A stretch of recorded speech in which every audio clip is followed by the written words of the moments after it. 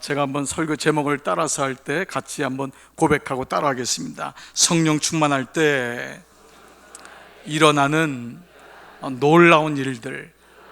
오늘 제가 5가지로 그 원리를 좀 말씀을 드리려고 합니다.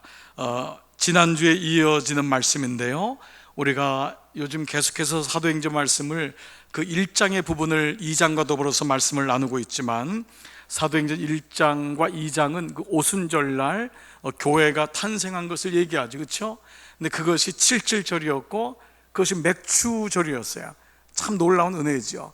그 맥추절은 하늘이 열리는 거잖아요. 하늘이 열려야지 이슬이 내리고 바람이 내리고 햇빛이 내리는 거예요. 그래서 그 하늘이 열리는 것을 아는 농부는 지혜로운 자죠. 그는 기다릴 줄 아는 거예요. 기다릴 때 성령이 오시는 거거든요. 그 기다림은 무의미한 기다림이 아니에요. 기다림 속에서 주님은 일하세요.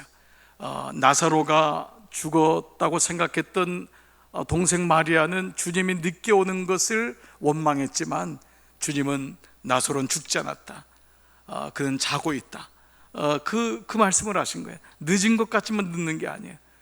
기다리는 속에서 우리는 하나님의 은혜를 경험하는 거예요.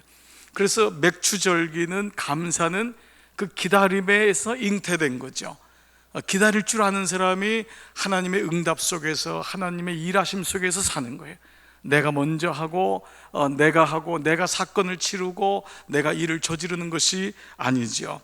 그것이 바로 오순절이었고 교회의 탄생이었어요. 여러분, 예수님이 십자가에 돌아가신 그때를 가리켜서 유월절이에요. 그 유월절 어린 양이라고 하는 이유가 그거예요. 그래서 예수님이 유월절 만찬을 했죠.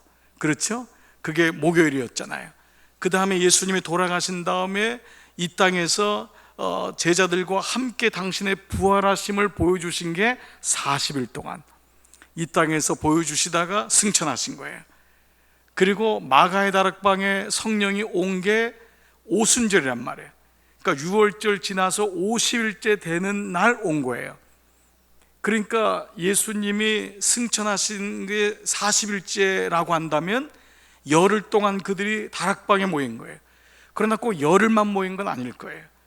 그들이 예수님이 부활하신, 죽으신 그때부터 두려운 마음이었지만 모여서 예수님이 평상시 하셨던 내가 가야지만이 보혜사 성령이 오신다, 그러니까 50일이라는 그 시간을 사모하면서 기다렸을 때 성령이 임하였고, 그렇게 기도 가운데 교회가 탄생된 거예요. 그러니까 교회는 기다림의 믿음 가운데 탄생된 거죠. 기도로 인해서 만들어진 것이 교회다. 그래서 이 집은 나의 하나님의 기도하는 집이다. 이게 기도의 모든 주님의 교회의 정의는 기도하는 집이에요. 교회는 뭐냐?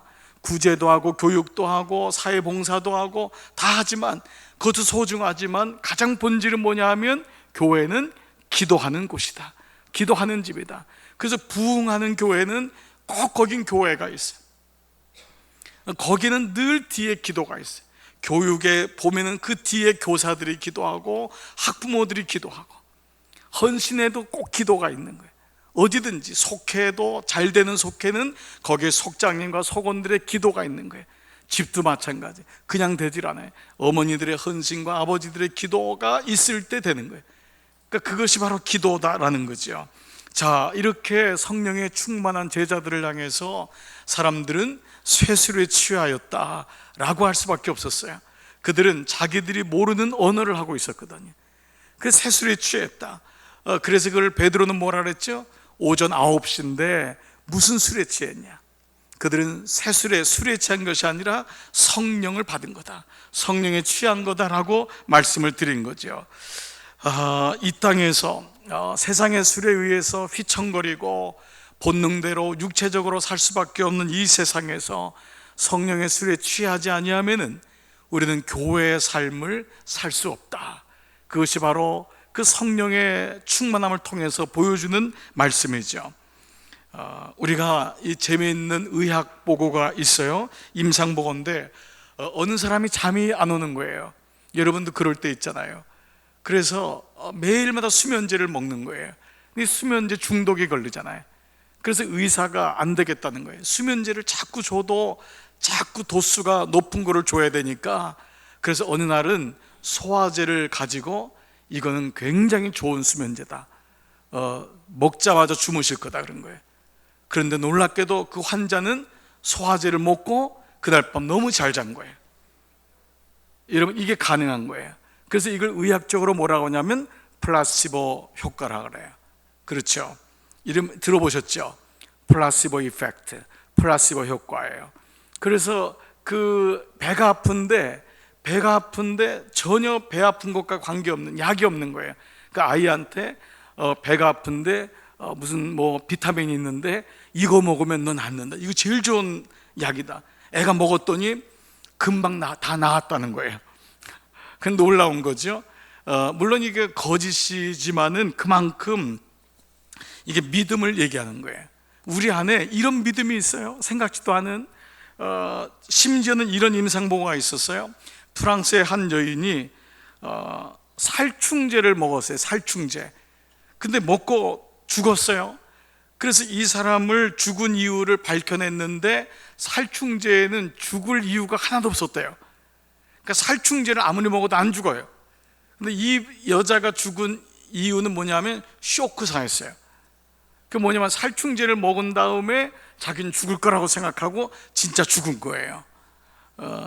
여러분, 믿기지 않는 표정이시죠? 그녀를 죽음으로 몰고 간 건 살충제가 아니었다는 거예요. 그 살충제를 먹으면서 본인 스스로가 죽었다, 그런데 실제로 쇼크사로 심장이 멎은 거예요. 하나의 의학적인 이론으로 보기에는 지나칠 수 없는 중요한 원리가 있어요. 이게 뭐냐? 하나님을 모르는 사람들, 일반적인 사람들의 마음에도 기본적인 믿음이라는 게 있어요. 어떤 것을 향한 믿음을 가졌을 때 그 믿음이 그 사람을 끌고 가요. 드라이빙 하는 거예요. 그렇죠? 여러분, 세상 사람들도 보세요. 내가 이 일을 성취시키겠다고 의지를 갖고 하면은 어느 정도 그 일이 성취가 돼요. 우리가 옛날에 경험해 봤던 거예요. 그런데 하물며 온전하신 주님, 모든 믿음에 완벽하신 주님이신 그 하나님 안에서의 믿음은 어떻겠냐라는 거예요. 우리가 정말 주님을 신뢰하고 믿는 믿음이 있다면 그 작은, 그래서 예수님이 겨자씨만한 믿음만 있어도, 예수님이 너희가 세상에도 그런 믿음이 있는데 하물며 너희 마음속에 하나님을 향한 그 작은 믿음만 있어도 이 산을 명하여 저리로 옮기오라 해도 옮길 것이다. 그러니까 그 믿음이라고 하는 것이 얼마나 놀라우냔 말이에요. 그래서 오늘 이 우리가 기도한다는 것, 예배한다는 것은 내가 그동안 알지 못했던, 내가 그동안 깨닫지 못했던 그 엄청난 믿음을 발견해 나가는 거예요. 그러니까 믿음의 재발견이 예배요, 믿음의 재발견이 기도요. 그 기도를 하고 응답받은 것으로 믿는다는 건 뭐예요? 믿음이거든요. 그렇잖아요. 말씀이라는 건 어디서 들리죠? 믿음은 들음에서 온단 말이에요. 그래서 듣는 게 내게 믿어지는 거예요. 그 모든 것이 믿음의 세계. 믿음으로 이 세계가 지어진 줄 너희가 아나니. 믿음은 바라는 것의 실상이요 보이지 않는 것의 증거라는 거예요. 그러니까 내 안에 믿음이 생기기만 하면 얼마나 놀라운 일이 생기겠냔 말이에요. 그러니까 이 밤에도 우리가 잡념이나 세상의 염려와 두려움이 아니라 하나님을 향한 내가 온전한 믿음만 있다면 이 밤에 하나님은 이미 주시기로 약속하신 거예요. 그러니까 우리가 그 마음을 회복하는 거예요. 그리고 이제는 그것이 들쑥날쑥한 것이 아니라 균일하고 동일하게 어떠한 일이 있어도, 비가 오나 눈이 오나 나는 흔들리지 않는다, 그 믿음이 있는 거예요. 놀랍게도 그 일은 이루어지는 줄 믿습니다. 그래서 우리는 믿음을, 어떤 믿음을 가지냐에 따라서 내 삶의 질이 달라지고 삶의 방향이 달라지는 거예요. 내가 어떤 것을 믿냐에 따라. 사실 우리는 세상에서도 이 믿음을 경험해요. 여러분들이 얼마나 큰 믿음이 있냐면, 저는요, 제가 봐도 참 믿음이 커요. 저는 어느 커피집에 갔을 때, 숍에 갔을 때 한 번도 본 일이 없는데 그분이 주는 커피를 아무 의심 없이 먹어요. 난 정말 믿음이 대단한 것 같아요.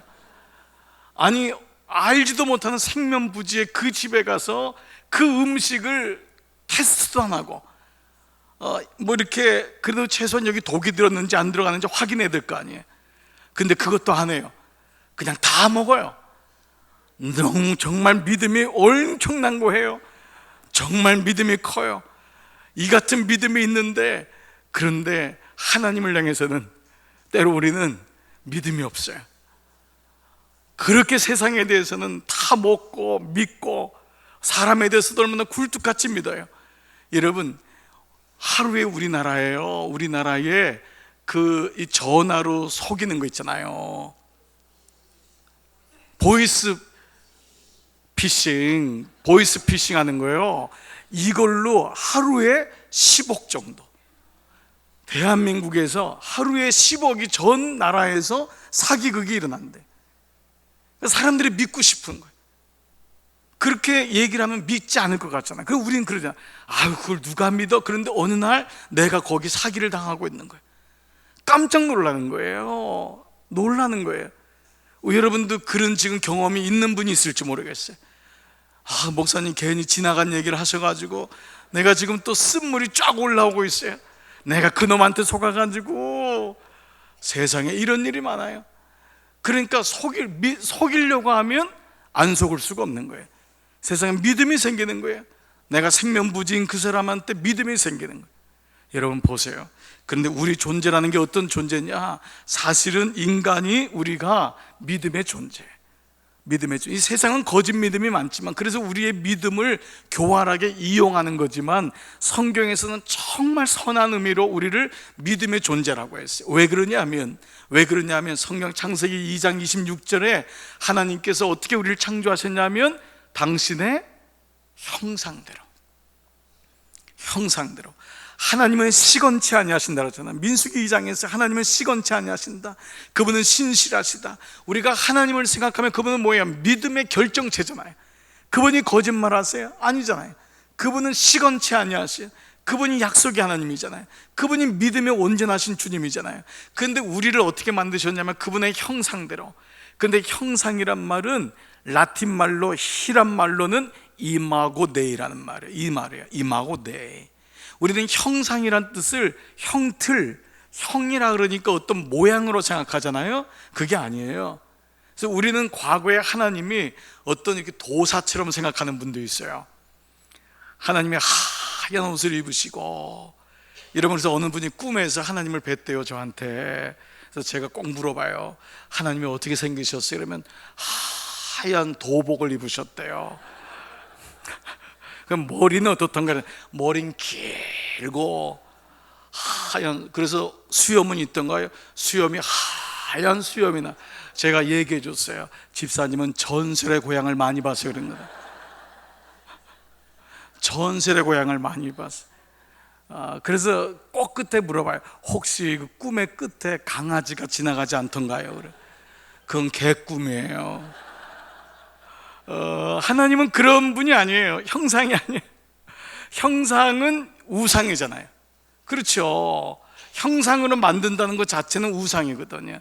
그러니까 세상의 모든 이단들과 모든 잘못된 사람들이, 심지어 느부갓네살 왕도, 오늘날의 김일성도 자기의 형상을 만든 거거든요. 집집마다 여러분 보세요. 중국 사람들 보면 집집마다, 일본 사람도 그러고, 형상을 만들어서 그 조그만 가구 안에다가 모셔드리고, 그래서 종을 치고 빌고 이렇게 하는 거예요. 형상을 만드는 거예요. 우리는 그러기를 원하는 거예요. 인간의 마음속에 의지할 게 있으니까. 그래서 모세가 하나님 말씀을 받으러 갈 때 밑에서 아론과 그의 백성들이 뭘 했죠? 그렇잖아요. 금으로 송아지를 만들었잖아요. 하나님이 금을 주신 이유는 금을 가지고, 은을 가지고 성막을 만들기 위해서 쓰인 거거든요. 하나님의 전을. 이게 상징적인 거였거든요. 근데 그걸 가지고 금송아지를 인간은 그렇게 보이는 형상을 만들기를 원하는 거예요. 그런데 여기서 나온 형상은 이마고데이라는, 이마고라는 말이 여러분 영어로 변화된 게 뭘까요? 맞아요. 이미지란 말입니다. 이미지라는 단어의 뜻은 뭐냐 하면 빛, 영상, 생각, 영적인 흔적, 의학적으로는 DNA. 이걸 말로 형언할 수 없어요. 하나님의 형상이라는 것은 그분의 정신, 그분의 마음, 그분의 스피릿, 그것이 우리 안에 있다는 거예요. 근데 이것을 가장 잘 알 수 있는 게 뭐냐 하면 유일하게 인간에게만 당신의 형상대로 만들었거든요. 모든 짐승은 말씀하고 그냥 그걸로 만들어진 거예요. 인간의 유익을 위해서 만들어졌고 우리에게 다스리라는 거잖아요. 근데 인간만을, 사람만을 하나님이 당신의 형상대로였어요. 그래서 모든 피조물 가운데 예배하는 존재는 우리밖에 없는 거예요. 영혼을 사모하는 존재는 우리밖에 없는 거예요. 왜 인간이 오래 살고 싶어 하냐면, 여러분, 짐승은 오래 살고 싶어 하지 않습니다. 짐승은 딱 사는 대로 끝나요. 여러분, 짐승이 여러분 비타민 먹는 거 봤어요? 여러분, 짐승이 병원 가서 막 건강 진단하고 오래 살고 싶다고. 오래 사는 게 문제가 아니라 오래 살고 싶다는 건 영혼에 대한 흔적이거든요. 영혼에 대한, 우리에게 영혼이 있다고요. 그것에 대한 흔적이, 조금이라도 우리가 생명을 연장하고 건강하게 살고 싶어하는 마음이 거기에 대한 그리움이에요. 거기에 대한 흔적이 있는 거예요. 여러분, 원숭이가 아무리 인간하고 닮았다 해도, 지난 수천 년 동안 진화되었다 해도, 심지어 그렇게 훌륭한 박사들이, 동물학자들이, 과학자들이 인간은 유인원으로부터 진화되었다라고 했을 때, 진화됐다면 원숭이도 예배를 드려야 되잖아요. 오랑우탄도 예배를 드려야 되잖아요. 그러나 그들을 수천 년 동안 지켜봤지만 예배를 드리지 않아요. 먹는 건 똑같이 하고 흉내도 똑같이 하고 새끼에 대한 정성은 똑같이 있지만 영혼을 사모하진 않아요. 예배 드리진 않아요. 여러분, 그렇게 여러분이 자식처럼 아끼고 좋아하는 강아지가 있더라도 그 강아지가 여러분 갔을 때 여러분 예배 드리자고 여러분에게 와서 멍멍 그 말이 예배 드리자, 이건 아니에요. 심지어 그렇게 원해가지고 제가 한 번은 신방 갔더니 그런 삐삐, 뽀삐, 순이 그런 아이를 데려가서 목사님 오셨다 예배드리자 그러면서 억지로 앞다리를 비틀어가지고 기도하자. 아이고, 그러고 걔한테 목사님 말씀 잘 들어. 제가 더 열을 받는 거죠. 정말 이게 뭐 하는 짓인가. 그 집사님을 위해서 왔는데 이 집사님은 얘가 자식이니까 얘를 기도해 달라는 거예요. 지금 집사님을 기도해도 될까 말까 하는데 얘를 기도해 달라고 그러고, 목사님 삐삐가 은혜를 많이 받았나 봐요. 내가 아무리 봐도 은혜를 안 받은 거예요. 얘는 그냥 삐삐야.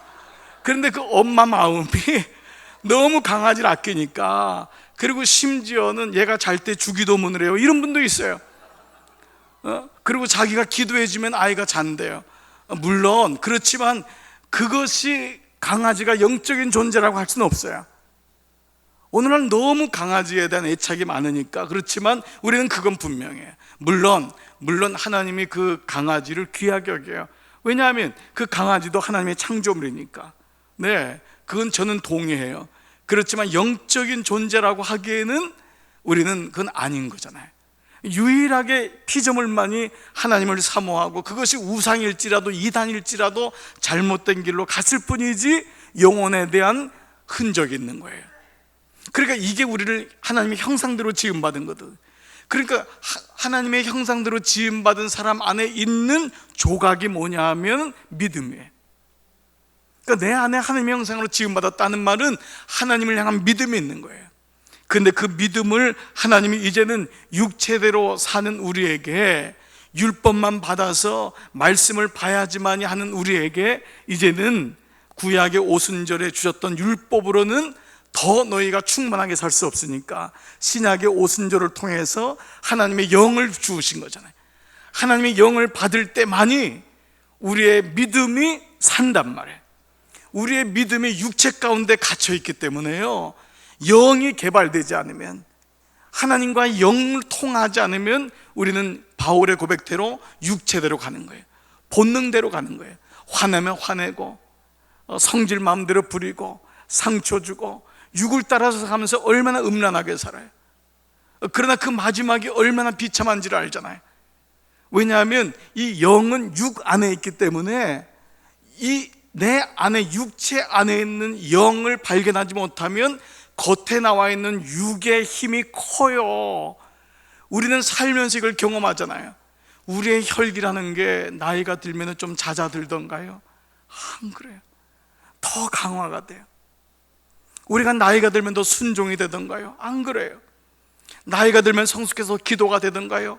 더 나이가 들면 들수록 예수님 믿기가 어려워요.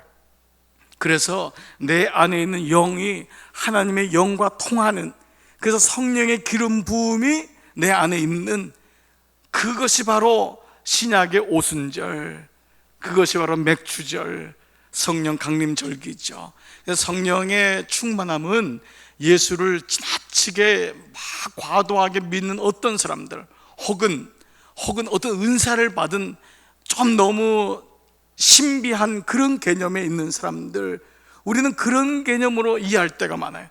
그래서 예수 믿지 않는 남편들은 아내가 혹시 교회 가서 성령 받을까 봐 걱정하는 분도 있대요. 왜? 오해를 했으니까. 성령이 그런 분이 아니거든요. 너무 좋은 거거든요. 근데 그 하나님의 그 인자하신 영을 내가 없이 어떻게 살겠어요? 그 지혜의 영, 카운셀러, 그 하나님의 영을 받는 것을 그렇게 지금까지 인식을 그렇게 한 거예요. 마치 어떤 은사를 받거나 어떤 열광주의자들 기도원에 가서 하는 그런 것으로 이해했다는 거예요. 그래서 오늘은요, 성령 충만할 때 우리에게 일어나는 놀라운 일들이 있는데 5가지 정도로 집약할 수가 있어요. 오늘 그 말씀을 좀 간단하게 좀 우리가 말씀을 통해서 확인하고 기도하기를 원합니다. 자, 첫 번째, 내가 성령 충만할 때 뭐가 일어날까? 하나님의 임재라는 것은요, 이거예요. 성령 충만은 내가 성령 충만한다는 것은 내가 성령님을 통하여 무엇을 얻고 무엇을 행하는 그런 것이 아니라 성령님이 나를 다스리는 걸 의미해요. 그러니까 성령을 받는다는 건 성령님의 다스리심이 일어나는 거예요. 이게 예수 동행이에요. 성령님이 동행하는 것. 근데 우리는 여러분 중에 이미 이 수준으로 오신 분도 있지만은 오늘 혹 여러분의 믿음이 조금은 잘못된 쪽으로 갈 수 있었던 분이나 혹은 이 방송을 유튜브를 통해서 듣는 분 중에도 믿음을 잘못 성령님을 이해하는 분들은 어떤 성령을 얘기하냐면, 어떤 성령을 어떤 목회자나 어떤 사명자, 흔히 말하는 이 말도 좀 단어가 이상해요. 어떤 기도원의 원장, 어떤 은사자, 이런 사람들이 가지고 마치 성령을 가지고 마치 막 물건을 취득한 것처럼, 그래서 은사를 남발하거나 이걸 가지고 병을 고치는 것으로 모든 문제가 해결 안 받는 그런 식으로 가는 것이 아니에요. 막 귀신을 내었죠. 물론 성령에는 그런 능력이 다 있어요. 그러나 그것이 만약에 더 강조가 된다면, 성령님이 나를 다스리는 것보다 그것이 먼저 강조가 된다면 여기는 문제가 있어요. 오늘날의 이단들이나 잘못된 성령론을 가지고 있는 분들이 의외로 많아요. 제가 사실은 이렇게 신문에, 이게 국민일보예요. 국민일보. 내가 좀 국민일보를 보면서 마음에 좀 안타까운 마음이 있어요. 좀 건강하게 그리스도인들을 좀 이끌었으면 좋겠는데, 여기 내용 가운데 제가 이걸 PPT로 못 띄우는 게, 이게 하나하나 이름이 나와 있고 사진이 나와 있어서 혹시 또 이분들을 제가 폄하하거나 오해할까 봐 그래요. 그냥 제목만, 이게 신문 지상에 한 면을 그냥 광고면 다 있는 거예요. 정확한 예언, 집회 후 예언 기도와 상담해 드림, 가계의 저주를 끊는 영성 치유 프로젝트, 영적인 기초부터 은사 전모까지 받고 능력 있게 쓰임받을 사명자를 모집합니다. 심령이 눌리고 잡히고 꼬이고 막힌 것들을 진단 후에 단계별로 가계의 저주, 쓴뿌리 가지만 치는 게 아니라 뿌리째 뽑아내고, 이게 광고예요. 지금 제 얘기가 아니라. 치유함으로 집회 특징, 방황, 사고, 사망, 각종 질병, 불치, 난치, 유전, 성인, 사업 실패, 물질 막힘, 자녀 탈선, 이혼, 불화, 외도, 도박, 모든 문제의 원인을 밝히는 동시에 해결해 준. 그런데 여기 더 놀라운 거는 마지막에, 나도 여기 좀 관심이 있는데, 목회 안 풀림. 여기 안 풀리는 목사도 여기 가서 기도 받으면은 해결이 되는 거예요. 우리 전사님들 가봐요. 미리부터 준비해 가서. 그 예언적 말씀, 입신, 예언, 찬양, 투시, 신유, 환상, 영분별, 축기, 은사, 접목, 밑에는 영성훈련, 사관학교 모집 안내. 이 광고가 지금 똑같은 게 계속 반복되는 거예요. 어제 오늘도 계속이에요. 권능 회복 성령 집회. 좋아요 여러분, 이 말이 전 틀리다는 말이 아니에요. 그런데 이게 성령님은 아니에요. 물론 이런 부분이 있을 수도 있어요. 그런데 적지 않은 그리스도인 중에 이런 모임에 가요. 갔다 와서 속회원들랑 또 같이 가요. 그래서 잘 분별하셔야 돼요. 여러분이 그런 부분을 얘기하고 속장님이랑 나누고 혹 그런 데 관심이 있으면 목회자한테 얘기해 주셔야 돼요. 저는 무조건 아니라고 얘기하고 싶지 않아요. 그런데 가면 제가 먼저 가볼게요. 가서, 왜냐하면 여러분들이 영적으로 잘못 잡히면은 생각보다 큰 낭패를 당할 수가 있어요. 스게와와 7 집사의 아들의 얘기를 들어보세요 여러분. 그렇게 되는 거예요. 내가 예수의 영도 알고 바울도 아는데 말이야. 예수도 알고 바울도 넌 뭐냔 말이야. 그 거짓 영이 한꺼번에 들어가는 거예요.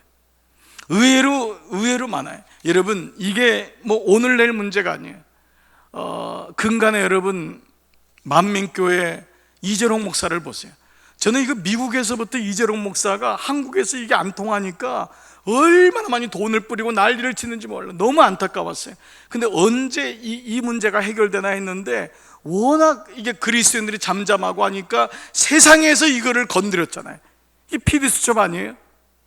그리스도인들이 못 건드리니까. 왜냐하면 목사들이 비슷하게 이걸 하고 있는 거예요. 내가 보니까 교회에서 비슷하게 만민중앙교를 하고 있는 거예요. 그러니까 교회가 못 건드니까 세상에서 건드려가지고 피디수첩에도 올려가지고 그렇게 성도들을 그렇게 성적인 타락을 시키고 했던 게 무더기로 그렇게라도 잡아서 들어가는 거 아니에요? 제가 여러분 이거 봤겠지만은 이런 영적으로 성령을 이렇게 어떻게 이용할 수 있어요? 근데 여기에 교인이 10만 명이 모인단 말이에요. 재적 등록 인원이. 여기에 은혜 받으러 가는 교인들이 적지 않단 말이에요. 여러분, 놀라운 일 아니에요? 이렇게 영적 분별력이 없는 거예요. 왜냐하면 말씀을 모르니까. 이게 성령이 어떤 건지를 정확히 모르면은 그냥 은사 중심, 병 고친다고 하면 나는 알아요, 그 마음을. 얼마나 간절하겠어요. 정말 지푸라기도 잡고 싶은 심정으로. 그러나 건강하게도 성경적으로 할 수 있는 데도 많거든요. 자, 잠깐 여러분 영상을 봐보세요. 몇 분짜리 안 돼요. 이미 여러분 보셨던 걸 수도 있어요. 무한 단물과 더불어 이재롱 목사 권능의 상징은 또 있습니다. 유일하게 만민교회 안에서만 판매하는 것. 이재롱 목사의 손사진으로 포장된 케이스입니다. 권능의 선수건 기도를 받고 만민교회 성도들은 자신의 아픈 부위에 이 케이스를 얹거나 대고 기도를 합니다. 아버지와 이 시간도 중추신경위에 각종 질병을 치료받고. 케이스 안에 들어있는 것은 또 있습니다. 제가 손수건이 있는데요. 이게 이 케이스 안에 또 케이스가 있고, 이 케이스 안에 또 손수건이 이렇게 들어있어요. 이렇게 손수건이 있고요. 이재롱 목사 사진에서도 권능의 빛이 나온다라고 믿고 있었기 때문에 권능의 손수건에 이재롱 목사의 기도 덕분에 탄생했다는 권능의 손수건.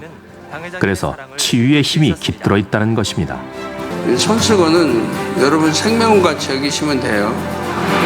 여러분 스스로 아픈 거, 연약한 것은 여러분 손수건 여러분 스스로 그냥 치료 받으세요. 지난 2017년 5월 만민중앙교회와 이재롱 목사가 특별한 행사를 준비했습니다. 어제 아버지 임재하시려고 하십니다. 네, 내려오십니다. 내려오겠습니다. 이 광경을 지켜보고 계십니다. 보이지 않는 누군가를 향해 그가 반갑게 손을 흔듭니다. 이재롱 목사의 요청에 하나님이 땅으로 내려왔다는 것입니다. 전 세계로 생중계된 이날 행사에서 눈에 띄는 빈 의자들. 이재롱 목사의 옆자리가 바로 하나님과 예수님의 자리였습니다.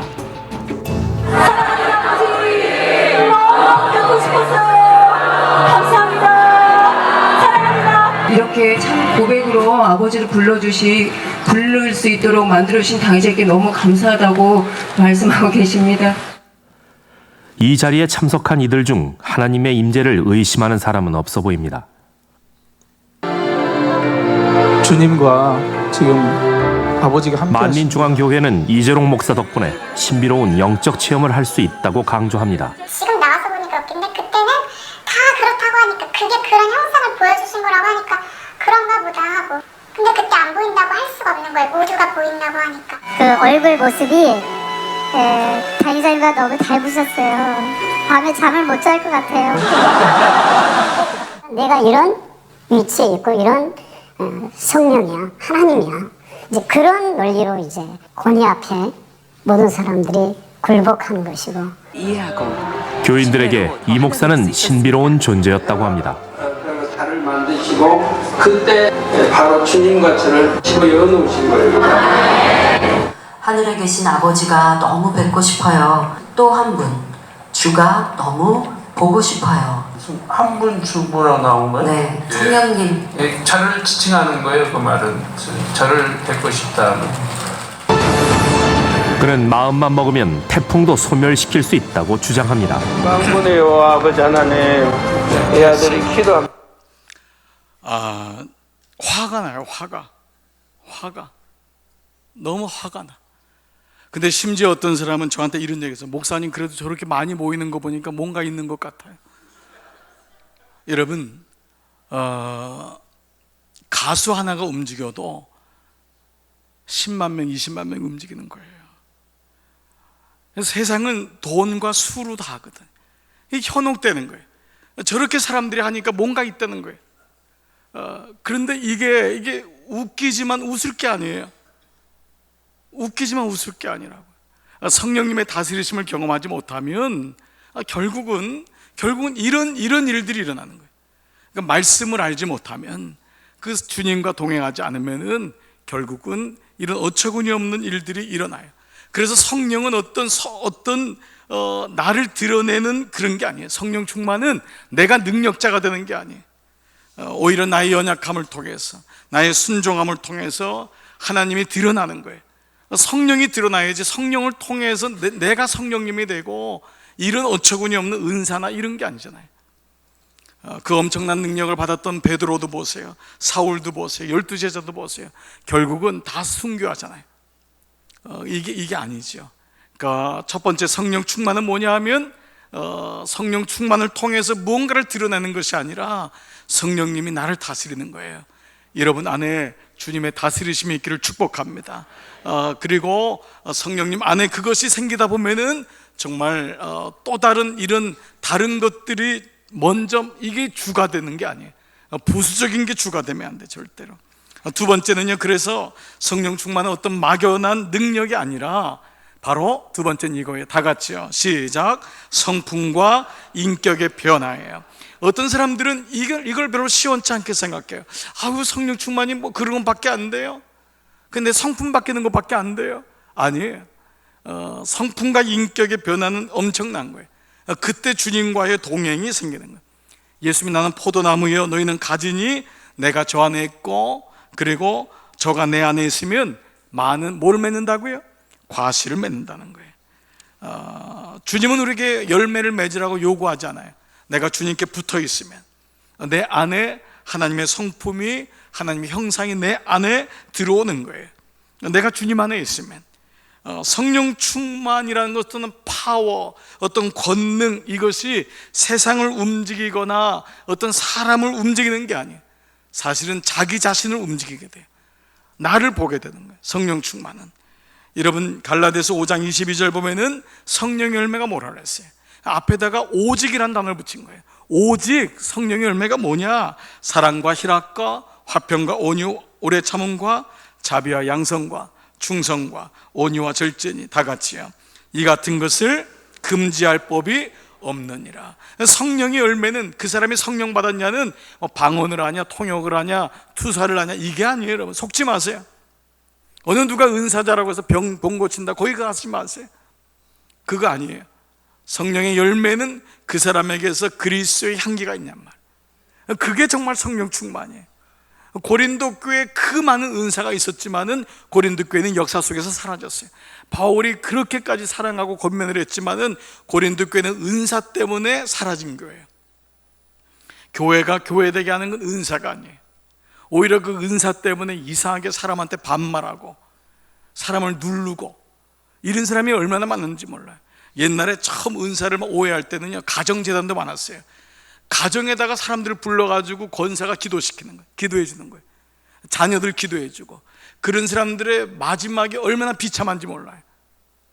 의외로 그런 거예요. 우리가 약하니까 너무 기도에 간절함이 있으니까 가서 머리 숙이고 기도받는 거예요.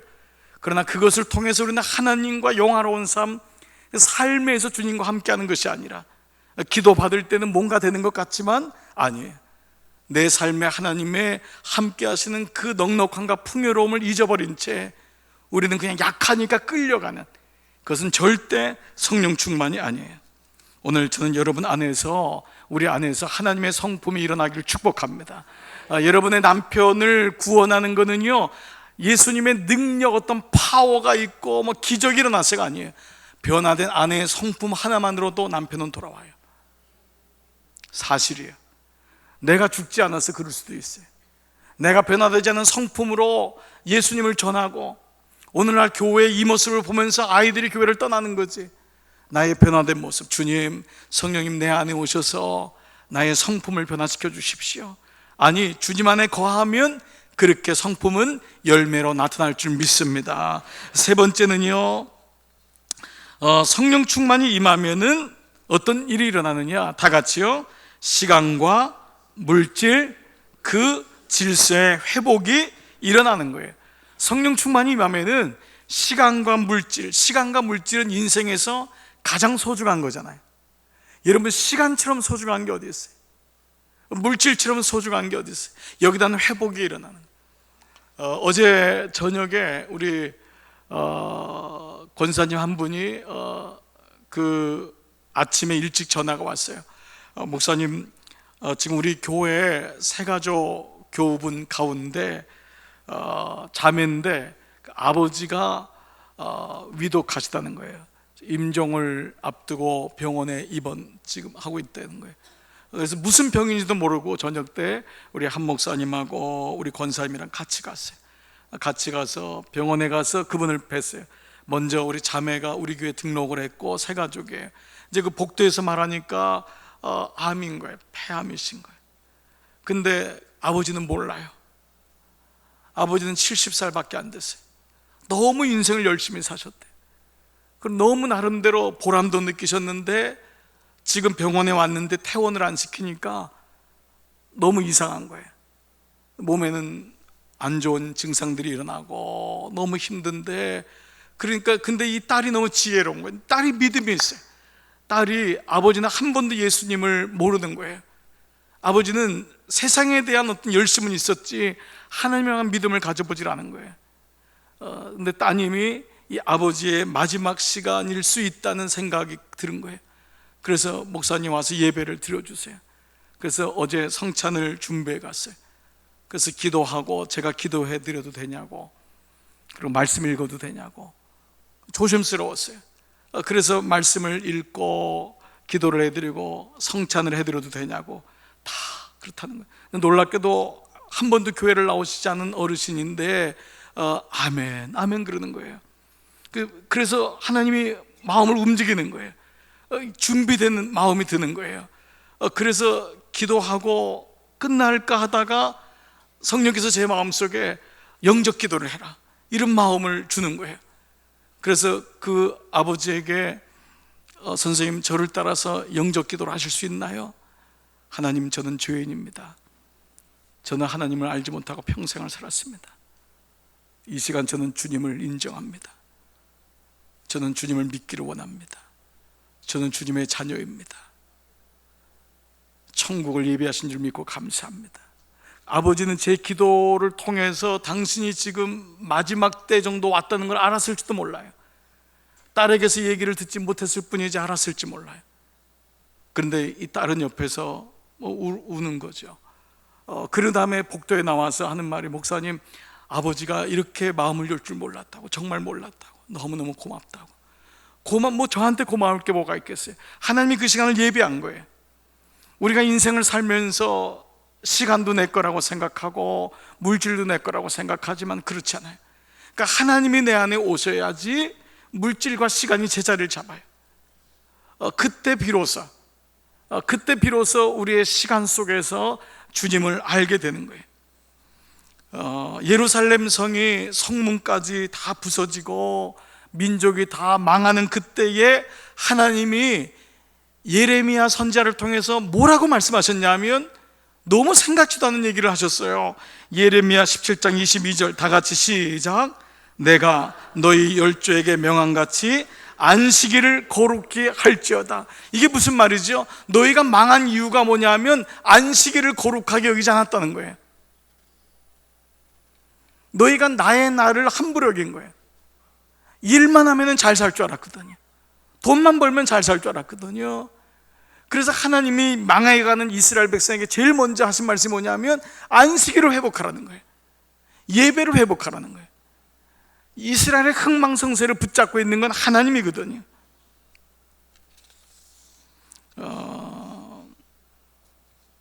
사도 요한이 계시를 받았을 때 언제 받았냐면 주의 날이라고 하고요.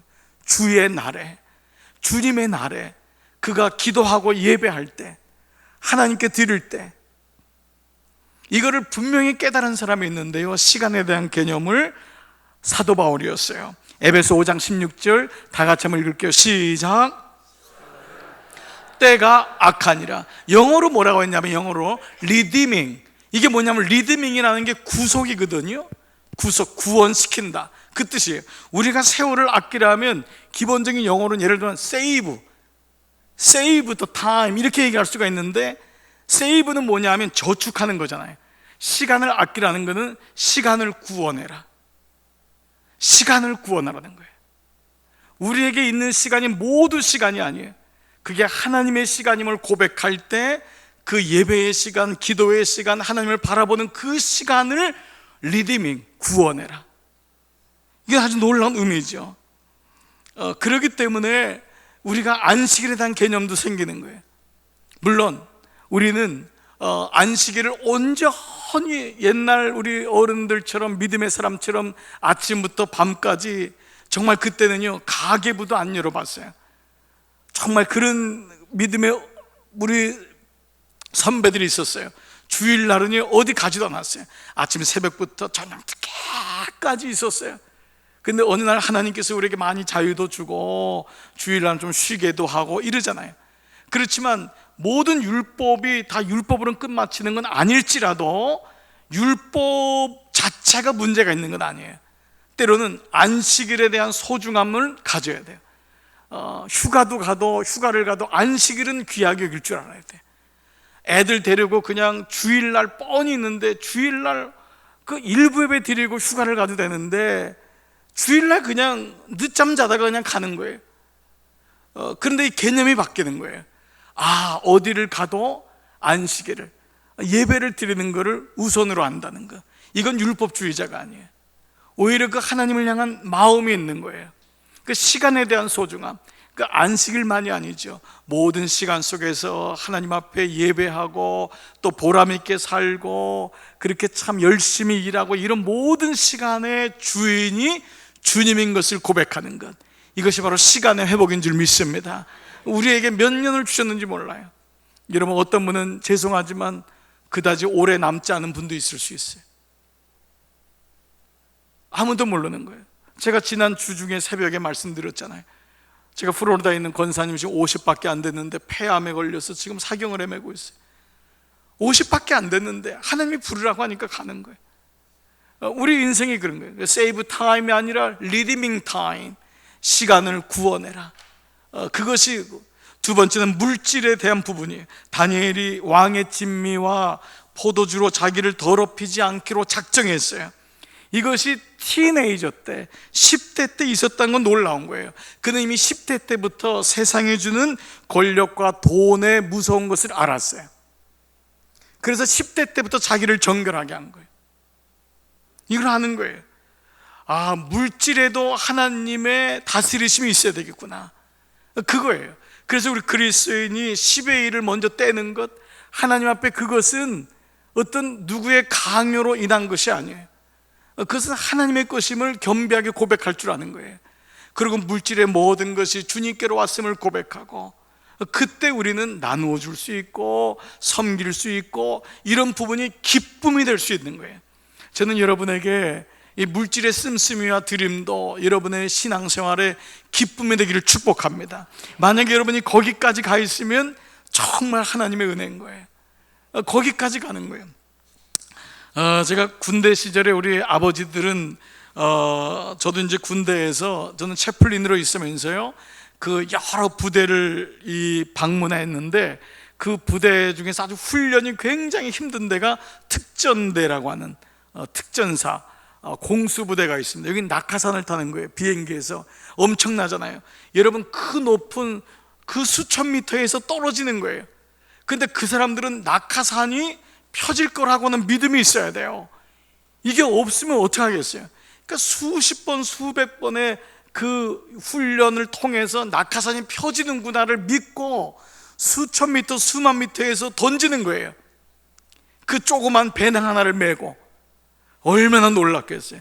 제가 군종 채플린 할 때 그 훈련하면은 제일 힘든 게 이 헬리콥터 타거나 이제 큰 비행기 타고 그 수송기 같은 걸 타고 올라가면은 거기서 이제 그 채플린 군목들이 기도해 줍니다. 내려갈 때 기도해 줘요.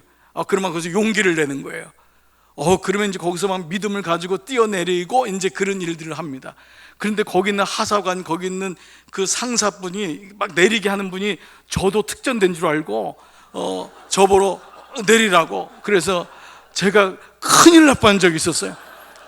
네, 아니라고, 나는 기도해 주러 왔다고 그랬던 일이 갑자기 생각이 나네. 네, 그랬던 적이 있어요. 그런데 그 특전대가요, 그 몇만 미터에서 떨어지는 걸 어떻게 훈련하냐면 지상에서 훈련을 해야 되거든요. 그게 여러분 갔다 오신 분 알겠지만 11m짜리 망대에서 합니다.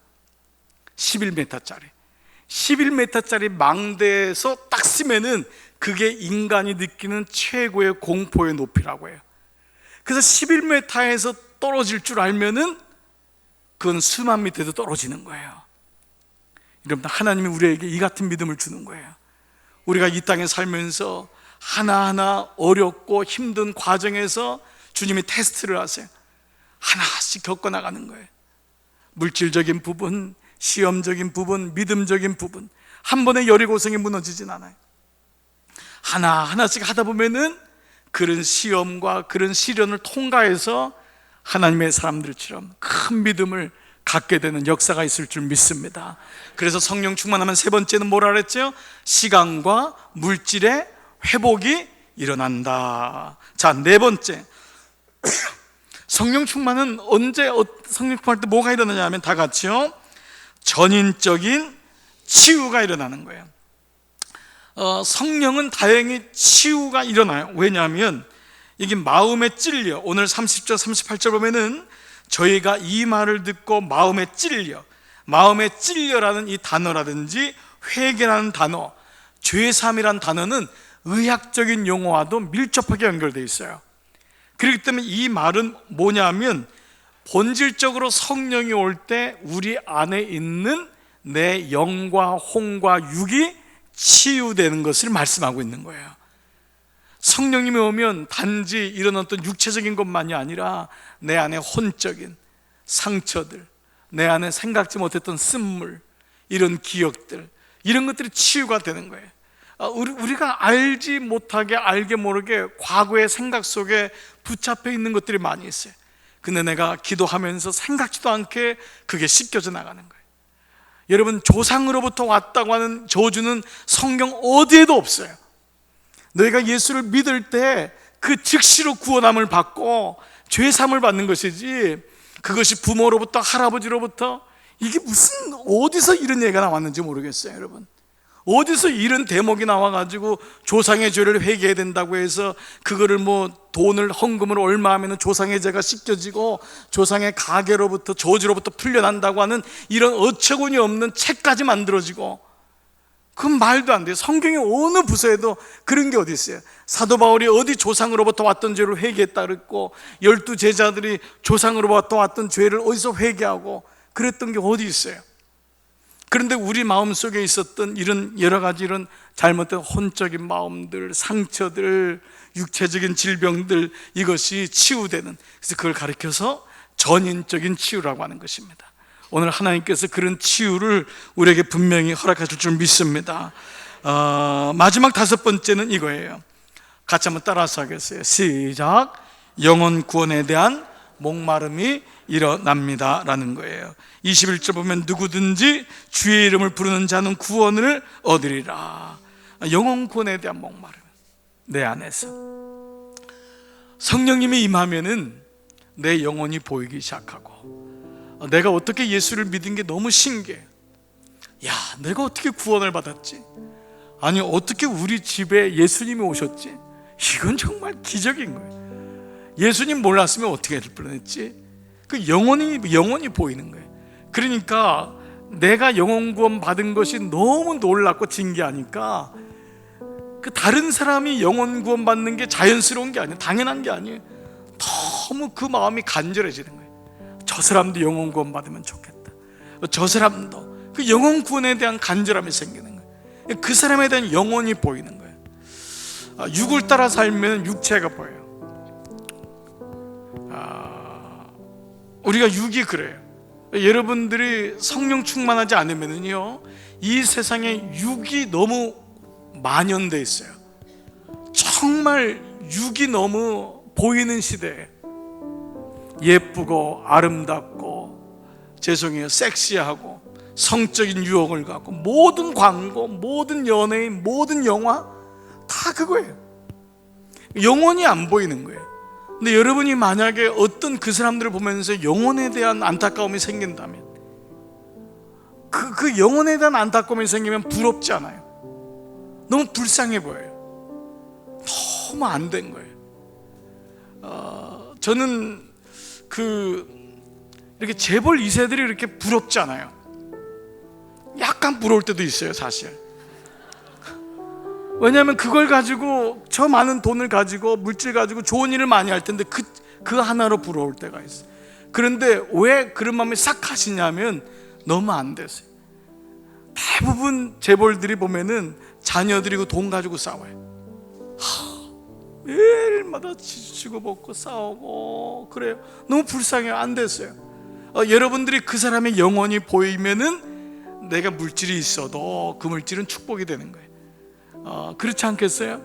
여러분들은 어떤 사람의 영혼이 보이세요? 지나가는 사람이 지나갈 때 저 사람이 성적인 매력이 있네 이렇게 느껴지는 게 아니라 그 영혼이 불쌍하다. 영혼이 보이세요? 저 사람 예수 믿었으면 참 좋겠는데, 저 사람 정말 하나님 믿으면 얼마나 좋을까, 그런 마음 느껴지세요? 병원에 가면은 그 병상에 있는 수많은 사람들을 보면서 저분들이 예수님 믿었으면 좋겠다. 그거는 성령이 내 안에 오실 때, 성령이 오면은 100%예요. 성령이 내 안에 나의 마음을 만져주면은 영혼이 보이기 시작하는 거예요. 사랑하는 여러분, 성령 충만은 우리에게 놀라운 은혜를 주세요. 나는 우리 교회가 또 여러분들이 다시 성령 충만을 다시 한번 회복하고, 그리고 오늘 이 저녁에도 하나님 내 안에 성령으로 충만케 해주세요. 내 육은 좀 약할지라도, 내 삶은 좀 피곤하고 공고할지라도 나는 성령께 붙잡히는 그러한 사람 되어서 주님 앞에, 주님 주시는 오시는 그날까지, 주님 앞에 가는 그날까지 승리하는 삶 살기를 원합니다. 이 마음 가지고 오늘 이 밤에도 기도하기를 축복합니다. 여러분 이 시간 한번 다 자리에서 한번 잠깐 일어나겠습니다. 같이 이 찬양 고백하면서 우리의 마음을 좀 주 앞에 올려드리고 기도하기 원해요. 사랑합니다 나의 예수님, 사랑합니다 아주 많이요. 같이 한번 이 찬양 고백하면서, 여러분이 이 찬양할 때 손을 들고 싶으면 손을 들고, 가슴에 손을 얹고 싶으면 가슴에 손을 얹고, 어떤 모양으로든지 주님 앞에 우리의 마음을 고백하며 주 앞에 나가십시다. 우리 주님 앞에 고백하십시다. 사랑합니다, 사랑합니다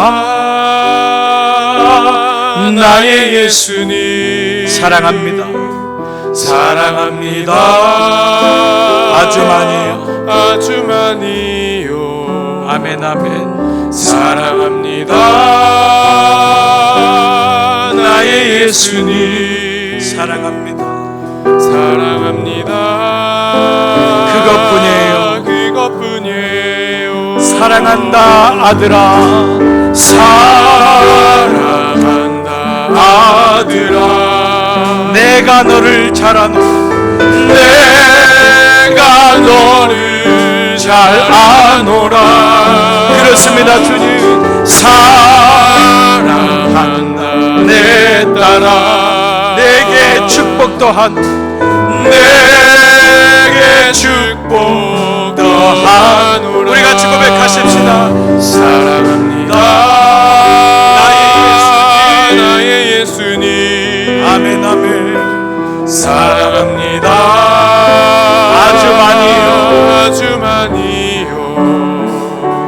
사랑합니다 나의 예수님. 사랑합니다. 사랑합니다. 그것뿐이에요. 그것뿐이에요. 사랑한다 아들아. 사랑한다 아들아. 내가 너를 잘 아노라. 내가 너를 잘 아노라. 사랑한다. 사랑한다 내 딸아. 내게 축복 또한. 내게 축복 더하노라. 사랑한다 아들아. 사랑한다 아들아. 아멘 아멘. 내가 너를 잘 아노라. 사랑한다 내 딸아. 내게 축복 또한.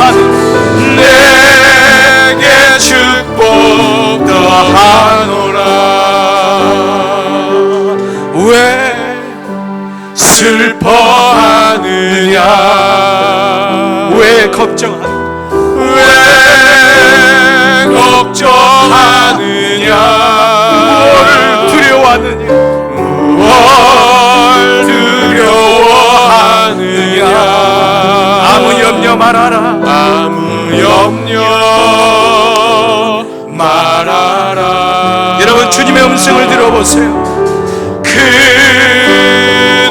어려움에도 큰 아픔이 있어도 큰 아픔이 있어도 이제 아무 걱정하지 마. 이제 아무 걱정하지 마. 내가 널 붙들어 주리. 내가 널 붙들어 주리. 내가 너와 항상 함께 하리라. 내가 너를 지키리라. 실망치 말고 나를 보아라. 나는 너의 하나님이라. 아멘. 왜 슬퍼하는. 여러분 왜 슬퍼하세요? 왜 걱정하세요? 왜 걱정하느냐.